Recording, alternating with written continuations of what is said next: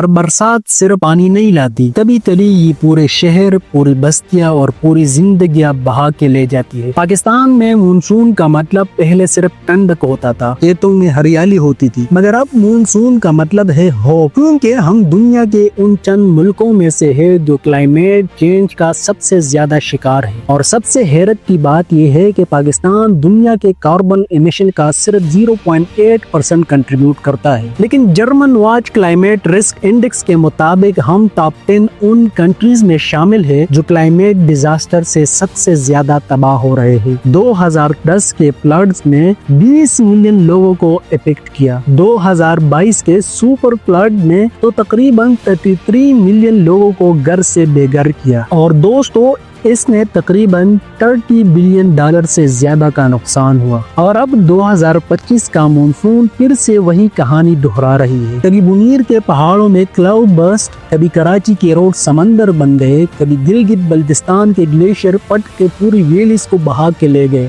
سوال یہ ہے کہ ہماری زندگیاں کیوں بار بار اس امتحان کا نشانہ بنا رہی ہے، اور کیا ہم اس دفعہ تیار ہیں یا پھر دوبارہ تباہی کا سامنا کرنا ہوگا؟ آج کے اس ویڈیو میں ہم صرف تصویریں یا خبریں شیئر نہیں کریں گے، بلکہ ایک تسلسل کے ساتھ دیکھیں گے کہ کیسے پاکستان کلائمیٹ کرائسس کا گراؤنڈ زیرو بن گیا ہے، اور اس دفعہ منیر، کراچی اور گلگت بلتستان اس قہر کا نیا مرکز بن چکے ہیں۔ اگست 2025 کا مونسون پاکستان کے نارتھرن ریجن میں غضب کا قیامت سا لے کر آیا۔ سب سے زیادہ ہٹ ہوا منیر ڈسٹرکٹ، جہاں ایک ریئر کلاؤڈ برسٹ نے ایک گھنٹے میں 150 ملی میٹر سے زیادہ بارش کر دیا، جسے ہم محلّائی طور پر رین بوم کہتے ہیں، اور اس نے پوری بستی کو دھول اور بولڈر کے ساتھ بہا دیا۔ رپورٹ کے مطابق منیر میں 300 سے زیادہ لوگ اپنی جان سے گئے، مطلب خیبر پختونخوا میں ہلاکتیں 320 سے اوپر چلی گئی،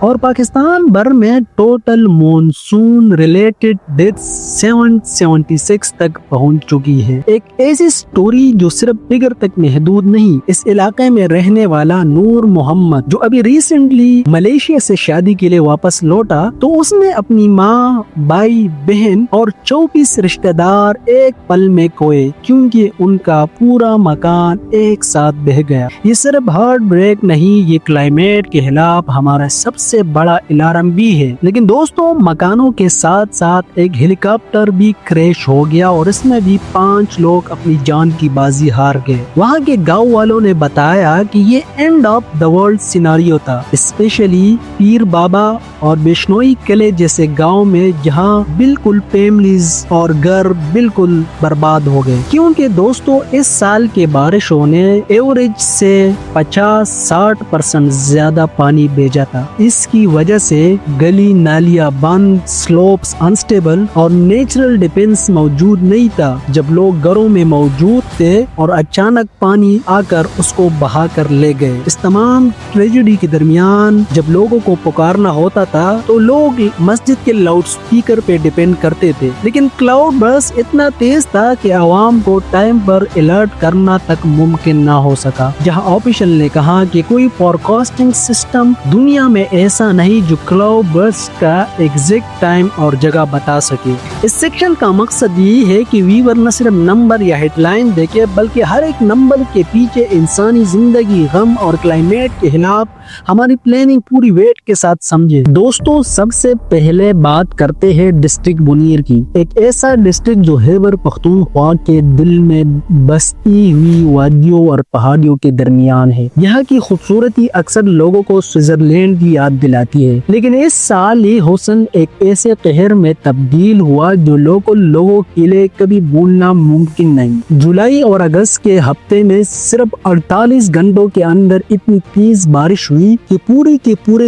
گاؤں ڈوب گئے۔ NDMA کے رپورٹ کے مطابق خیبر پختونخوا میں اس مونسون کے دوران اب تک 300 سے زیادہ لوگ جان سے گئے، اور 25,000 سے زیادہ گھر تباہ ہو گئے یا نقصان کا شکار ہوئے ہیں، جس میں ڈسٹرکٹ منیر سب سے زیادہ افیکٹڈ ڈسٹرکٹ میں شامل ہے۔ صرف ایک چھوٹی سی یونین کونسل میں اتنے زیادہ لوگ بہہ گئے۔ دن اور رات کے اندھیروں میں ان کی لاشیں نکالنا रेस्क्यू के लिए सबसे मुश्किल काम था। और ये सिर्फ इंसानों का नुकसान नहीं था, खेतों में खड़े फसलें, मकई और चावल का फसल जो इस इलाके के इकोनॉमी का बैकबोन है, वो भी इसमें बह गए। खैबर पख्तूनख्वा एग्रीकल्चर डिपार्टमेंट के मुताबिक इस मानसून में अब तक 20,000 एकड़ जमीन की फसलें बिल्कुल बर्बाद हो गई है। यानी एक गरीब किसान जो साल भर की मेहनत करता है, उसके लिए ये बारिश खुदा की रहमत नहीं बल्कि एक सजा बन गई। और सबसे ज्यादा अफसोस की बात ये है कि बुनियाद जैसे इलाके में इंफ्रास्ट्रक्चर पहले से कमजोर है, न प्रॉपर ड्रेनेज सिस्टम, न कंक्रीट ब्रिजेस, और जो कुछ है वो भी बिल्कुल कमजोर। NDMA की फील्ड असेसमेंट ने ये हाईलाइट किया है कि सिर्फ खैबर पख्तूनख्वा में इस साल 80 से ज्यादा ब्रिजेस और लिंक रोड बिल्कुल बर्बाद हो गए। मतलब रिलीफ और रेस्क्यू ट्रक इफेक्टेड एरियाज तक पहुंच ही नहीं पा रहे। सोचो, एक तरफ लोगों के घर बह रहे हैं, दूसरी तरफ उन तक मदद भी नहीं पहुंच पा रही। यहाँ पे NDMA और TDMA का रेस्क्यू एफर्ट ज्यादातर हेलीकॉप्टर और बोट्स पर डिपेंड कर रहे हैं, लेकिन माउंटेन के दरमियान हर जगह पहुंचना मुमकिन ही नहीं। लेकिन ये सब कुछ सुन के एक और सवाल उठता है, क्या ये सिर्फ एक नेचुरल डिजास्टर था या फिर हमारी प्लानिंग की कमी और गवर्नेंस का नतीजा है? क्योंकि अगर हम सच का सामना करें तो खैबर पख्तूनख्वा में डिफॉरेस्टेशन सबसे ज्यादा रेट पे हो रही है और खैबर पख्तूनख्वा में फॉरेस्ट कवर सिर्फ 19% बच गया है। मतलब जब भी बारिश होती है, पानी रोकने की बजाय सीधा नीचे के गांव को डुबाती है। ये तबाही क्लाइमेट चेंज और लोकल मिसमैनेजमेंट का एक डेडली कॉम्बिनेशन। तो अब बात करते हैं कराची की। पाकिस्तान का सबसे बड़ा सिटी जो मुल्क का इकोनॉमिक हब है और जिसकी GDP कंट्रीब्यूशन 20% से ज्यादा है, लेकिन हर मानसून के दौरान कराची लिटरली डूब जाता है। इस साल भी NDMA के रिकॉर्ड के मुताबिक सिर्फ अगस्त के महीने में कराची में 250 मिलीमीटर से ज्यादा बारिश हुई, जो पिछले 30 साल का रिकॉर्ड तोड़ती है। और इस बारिश का नतीजा ये निकला कि शहराए फैसल से लेकर DHA के बेसमेंट अपार्टमेंट तक सब जगह पानी ही पानी था। अर्बन फ्लडिंग का सबसे बड़ा सबब यहाँ का स्टॉर्म वाटर ड्रेनेज सिस्टम है, जो सिर्फ 41 नालों पे बेस्ड है और उनमें से भी 80% इलीगल कंस्ट्रक्शन और एनक्रोचमेंट की वजह से ब्लॉक है। सिंध हाई कोर्ट के एक इंक्वायरी ने हाईलाइट किया कि लास्ट 10 ईयर में कराची का सेवरेज और ड्रेनेज अपग्रेड होने की बजाय और ज्यादा कोलैप्स हुआ है। मतलब जितना पॉपुलेशन बढ़ रही है उतना इंफ्रास्ट्रक्चर इम्प्रूव नहीं हो रहा। अब सवाल उठता है कि इस फ्लडिंग का इकोनॉमिक कॉस्ट क्या है? वर्ल्ड बैंक के 2021 की रिपोर्ट के हिसाब से कराची की एनुअल फ्लड रिलेटेड नुकसान $1.1 बिलियन तक पहुंच जाती है। इस साल सिर्फ इंडस्ट्रियल एरिया साइट में पानी कड़ा रहने की वजह से टेक्सटाइल और लेदर एक्सपोर्ट में 20% तक डिक्लाइन रिकॉर्ड किया गया, जो कि मुल्क के फॉरेन रिजर्व्स पे डायरेक्ट हिट है। दोस्तों, अब हेल्थ क्राइसिस की तरफ देखो तो पानी कड़ा रहने की वजह से डेंगू और मलेरिया के केसेस बढ़ जाते हैं। कराची मेट्रोपॉलिटन कॉर्पोरेशन के हेल्थ विंग के मुताबिक इस साल मानसून के बाद सिर्फ 6 हफ्तों के अंदर 9,000 डेंगू केसेस और 12 रिपोर्टेड डेथ हुई है। यानी बारिश के बाद जो सबसे ज्यादा चैलेंज आता है वो सिर्फ इंफ्रास्ट्रक्चर नहीं बल्कि पब्लिक हेल्थ है। और अगर गवर्नेंस पे बात करें तो ये और भी शॉकिंग है कि कराची का पॉपुलेशन 2.5 करोड़ से ज्यादा है, लेकिन मानसून के दौरान सिर्फ 400 डिवाटरिंग पंप अवेलेबल होते हैं और वो भी अक्सर नॉन फंक्शनल। मतलब शहर डूब जाता है और मशीनरी चलती ही नहीं। इसके साथ साथ political tug of war Sindhi government, KMC और NDMA के दरमियान जो टग ऑफ वार होता है उसकी वजह से और भी सिस्टम खराब होता है। लेकिन कराची के फ्लडिंग का एक और एंगल भी है जो खैबर पख्तूनख्वा से बिल्कुल डिफरेंट है। यहाँ क्लाइमेट चेंज के साथ साथ सी लेवल राइज का भी खतरा बढ़ता जा रहा है। पाकिस्तान मेट्रोलॉजिकल डिपार्टमेंट ने खबरदार किया कि अगर अर्बन प्लानिंग इम्प्रूव ना हुई तो 2050 तक क्लिफ्टन और कोरंगी जैसे कोस्टल एरियाज परमानेंट इस पानी का शिकार हो सकते हैं। मतलब वो बिल्कुल बर्बाद हो सकते हैं। मतलब बारिश अभी भी टेम्पररी फ्लड्स ला रही है, लेकिन फ्यूचर में शहर का कुछ हिस्सा हमेशा के लिए पानी में डूब सकता है। सो कराची का केस एक वार्निंग है कि सिर्फ माउंटेन्स और रिवर की कमजोरी नहीं बल्कि पाकिस्तान के अर्बन हब भी क्लाइमेट चेंज और मिसमैनेजमेंट के डाउट स्प्रिट का शिकार है। तो अब सवाल उठता है कि जब हर साल खैबर पख्तूनख्वा के पहाड़ों से लेकर कराची के कोस्टल बेल्ट तक मुल्क फ्लड का शिकार होता है, तो पाकिस्तान की गवर्नमेंट ने इस मसले के लिए क्या स्टेप उठाए? पेपर पे तो पाकिस्तान क्लाइमेट एजेंडा काफी स्ट्रॉन्ग लगता है। 2021 में पाकिस्तान ने अपना नेशनल एडाप्टेशन प्लान लॉन्च किया था, जिसमें सैलाब और बाकी चीजों की ने रेजिडेंस बिल्डिंग को प्रायोरिटी दी गई थी।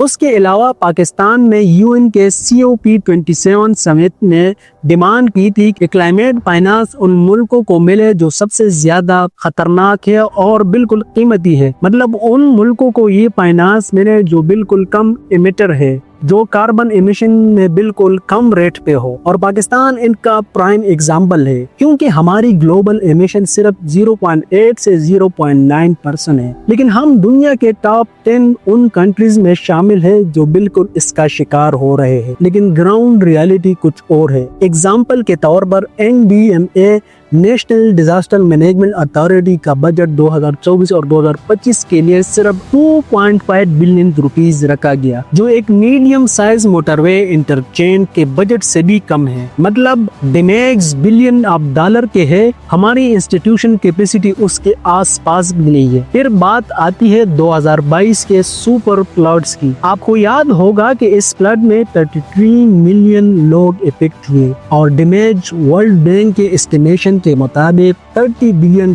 किया था। गवर्नमेंट ने तब recovery, rehabilitation and reconstruction framework बनाया था, जिसका ये मकसद था कि फ्लड हिट एरियाज को रिबिल्ड करना। लेकिन दोस्तों, अभी तक जो रिपोर्ट सामने आई है, जितने भी इंटरनेशनल फंडिंग या जितने भी एड मिले थे और जितने भी नेशनल फंड मिले थे, अगर उसका 30% भी इस पे लगा होता तो आज हमारी ग्राउंड रियलिटी कुछ और होती। मतलब रिलीफ की पॉलिसी और ग्राउंड एक्शन के दरमियान एक ह्यूज गैप हमारे मुल्क में सामने नजर आता है। अब अगर प्रोविजनल रिस्पांस देखे तो सिंध गवर्नमेंट ने 2023 में Sindh flood emergency house project launch किया, जिसमें 2 मिलियन क्लाइमेट रेजिलेंट हाउस बनाने का वादा था। लेकिन ट्रांसपेरेंसी इंटरनेशनल के ऑडिट ने हाईलाइट किया कि प्रोजेक्ट की ट्रेंडिंग और लैंड एलोकेशन में सीरियस इरेगुलरिटीज है। इसी तरह खैबर पख्तूनख्वा के अंदर फ्लड अर्ली वार्निंग सिस्टम लगाए गए, लेकिन पाकिस्तान मेट्रोलॉजिकल डिपार्टमेंट के हिसाब से इन सिस्टम की कवरेज 40% से भी कम है। यानी जो रूरल और रिमोट इलाके हैं वहां तक वार्निंग पहुंचती ही नहीं। और सबसे क्रिटिकल चीज है गवर्नेंस और कोऑर्डिनेशन का मसला। पाकिस्तान में climate related responsibilities at least 12 different ministries और एजेंसीज के पास बनती है। For example, ministry of climate change, NDMA, PDMA, irrigation department और लोकल गवर्नमेंट। जब अकाउंटेबिलिटी इतनी फ्रेगमेंटेड हो तो डिजास्टर मैनेजमेंट एक ब्लैंक गेम बन जाता है। लेकिन दोस्तों, एक पॉजिटिव एंगल भी है। पाकिस्तान ने अपना नेशनल इलेक्ट्रिक व्हीकल पॉलिसी और 10 billion tree tsunami project start किया है, जो लॉन्ग टर्म क्लाइमेट एडाप्टेशन और मिटिगेशन के लिए इम्पोर्टेंट है। लेकिन एक्सपर्ट कह रहे हैं कि जब तक flood resilient infrastructure, drainage system और रिवर एम्बैंकमेंट पे रियल इन्वेस्टमेंट नहीं होती, तब तक ये प्रोजेक्ट क्लाइमेट डिजास्टर के इकोनॉमिक और ह्यूमन लॉसेस को ऑफसेट नहीं कर सकते।